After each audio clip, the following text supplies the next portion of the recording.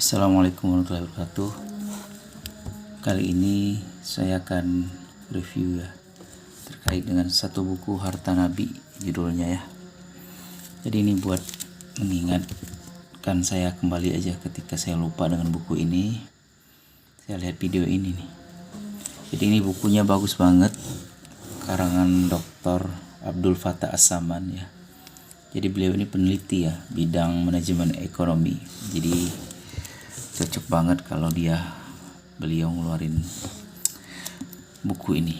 Jadi saya udah baca buku ini kurang lebih berapa ya, 1 minggu lah, dan akhirnya selesai.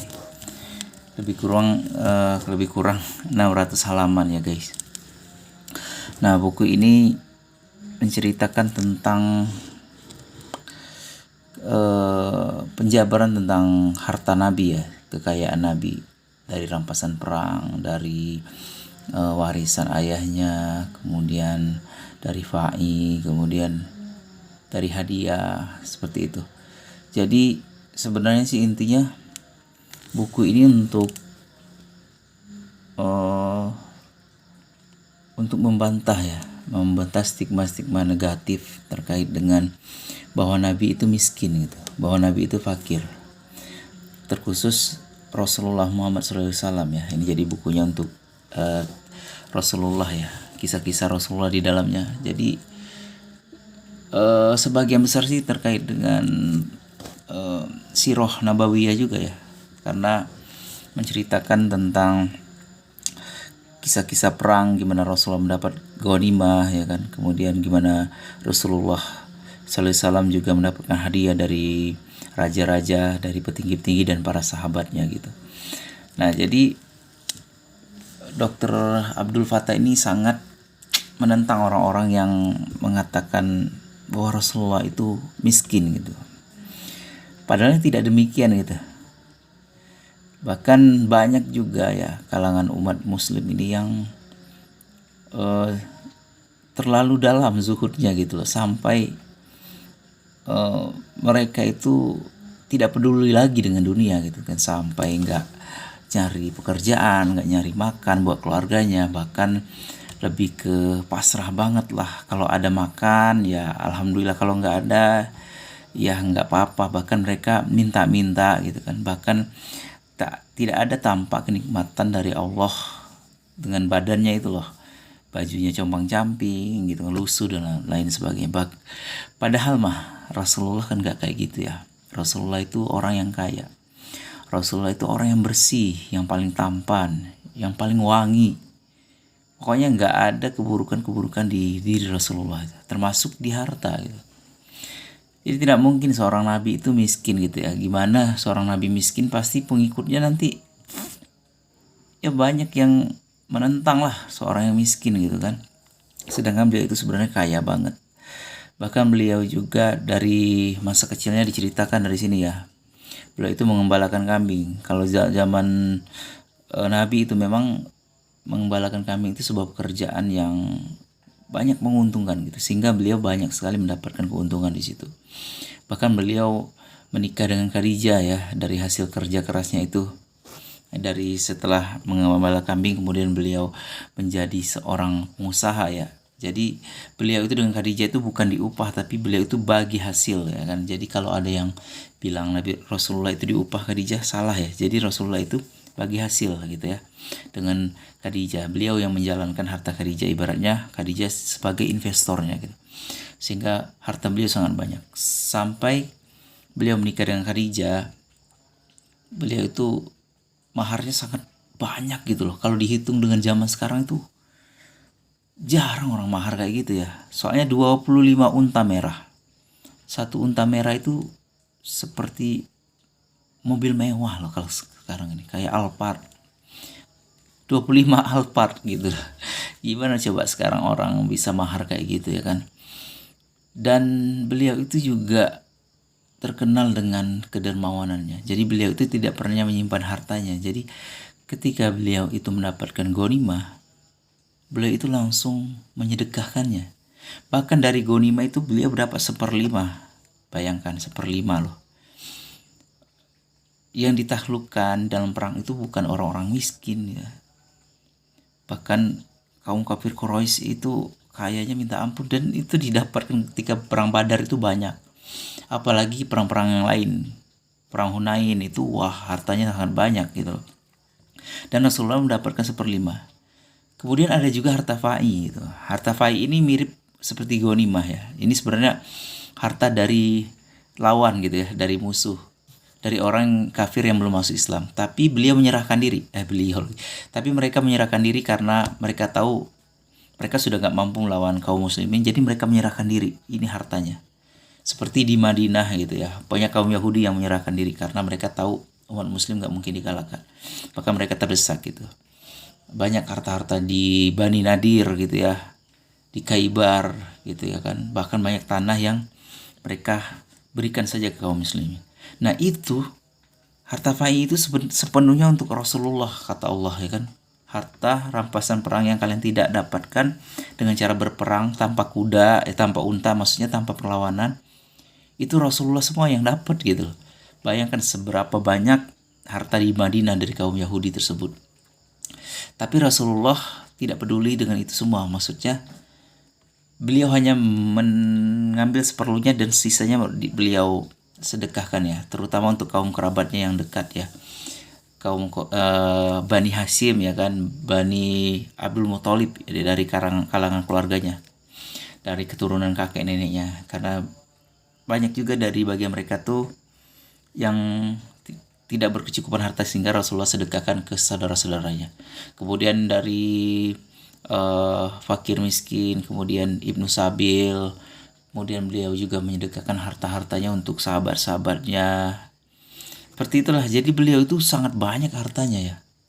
Tapi beliau itu selalu dermawan, bahkan beliau itu tidak silau dengan dunia.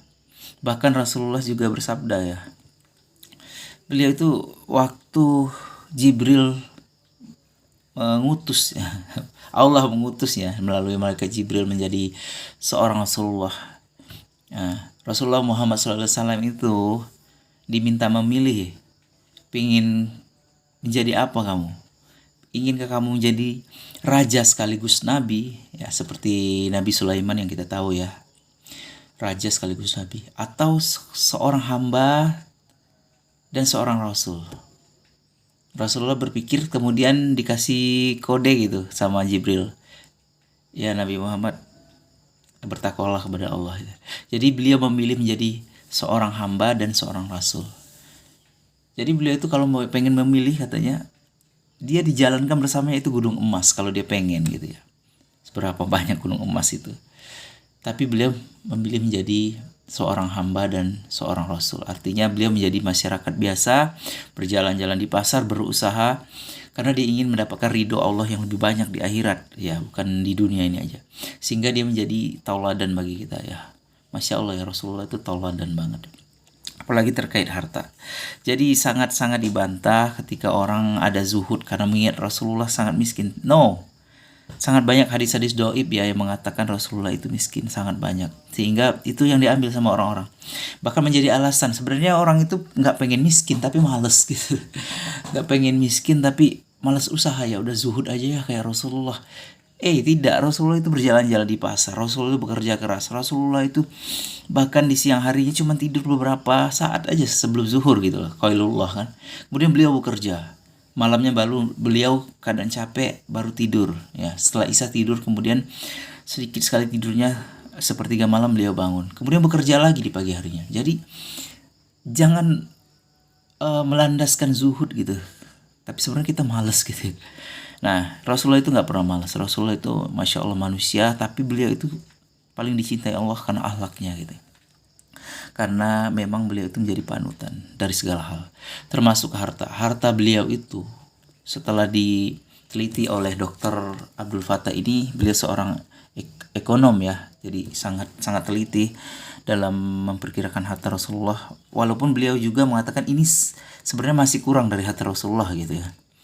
Nah, di tafsir harta Rasulullah itu kalau dijadikan emas itu 2 juta kilo emas. Gimana tuh? Banyak banget. Kita 1 gram emas aja sekarang harganya udah hampir 2 juta. Jadi harta Rasulullah tuh kurang lebih 2 triliun sampai 20 triliun. Ya. Maaf kalau nggak salah 2 triliun sampai 3 triliun, itu pun harta yang ada ketika beliau hidup. Bahkan harta-harta yang lain tuh banyak yang nggak kehitung ya. Dan banyak yang beliau sedekahkan. Masya Allah.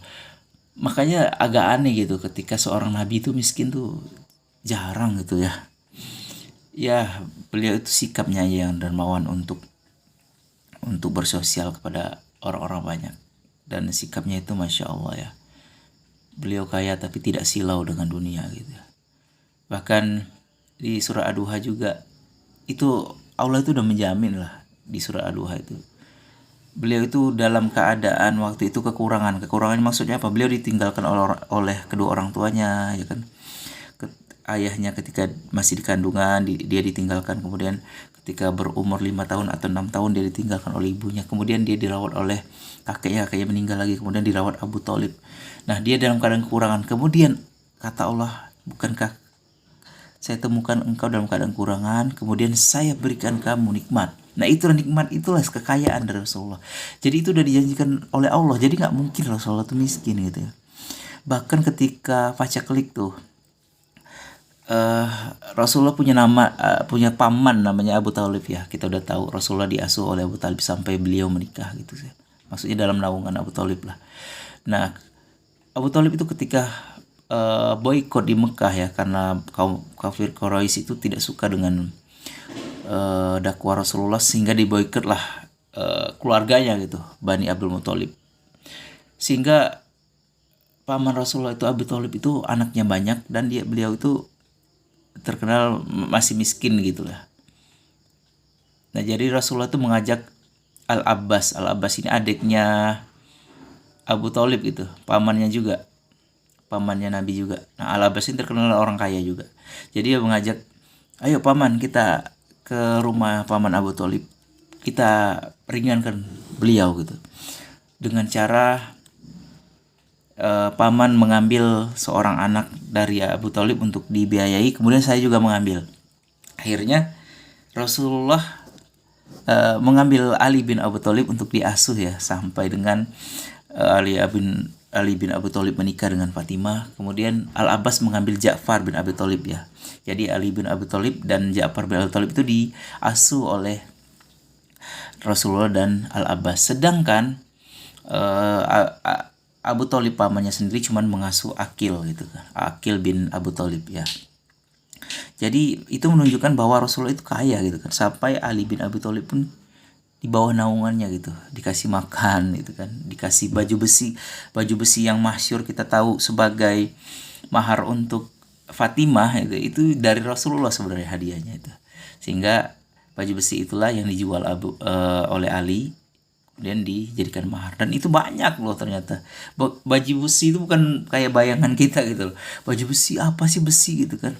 Enggak, ternyata itu zaman itu mahal loh baju besi itu. Jadi maharnya Ali itu gede juga sebenarnya mah. Gitu ya. Jadi banyak banget sih yang bisa digali dari harta Nabi ini ya. Bahwa Rasulullah itu sangat kaya. Masya Allah, kaya banget. Bahkan warisannya sampai sekarang ya kan. Bukan warisan sih ya, karena Rasulullah itu tidak mewariskan ya. Jadi wakaf. Nah, wakaf beliau itu sampai sekarang masih banyak ya. Contohnya aja Masjid Nabi, Masjid Nabawi, Masya Allah itu. Di dalamnya itu sebenarnya ada rumah istrinya. Bayangkan istrinya 9 itu dikasih rumah semua. Zaman sekarang rumah 9, ya Allah, itu banyak banget men. Ya, jadi gak mungkin Nabi itu miskin ya. Jadi buat yang merasa zuhud, merasa miskin, sudahlah Nabi aja miskin. Enggak, Nabi itu rumahnya bagus loh. Bahkan sahabat-sahabat itu makan di rumahnya gitu loh. Bayangkan seberapa banyak sahabat, itu luas berarti kan rumahnya. Tapi ya oleh zaman-zaman modern ini Nabi itu rumahnya sempit banget. Enggak, Rasulullah itu kaya dan beliau itu kaya hati, sehingga hartanya itu semuanya disedekahkan gitu. Sampai beliau meninggal pun cuman beberapa harta aja yang ada gitu. Itu pun diteruskan oleh Khulafaur Rasyidin ya. Abu Bakar mengambil tongkatnya, mengambil cincinnya, jubahnya, diteruskan oleh Umar. Begitupun dengan tanah-tanahnya dijadikan wakaf. Bahkan istri-istrinya hanya mendapatkan wakaf dari hasil dari tanah wakaf itu, gitu. Itu ya, segitu aja ya. Kalau pengen dibahas sih banyak banget ya. Mohon maaf, mungkin tidak berurutan, ini untuk pengingat saya aja. Khawatir saya lupa di kemudian hari tentang buku yang saya udah baca. Insya Allah nanti di buku-buku selanjutnya saya juga akan mengingatkan saya kembali dengan merekam video ini. Baik, alhamdulillahirrahmanirrahim. Subhanakallahumma hamdika asyhadu an la ilaha illa anta astaghfiruka wa atubu ilaik. Assalamualaikum warahmatullahi wabarakatuh.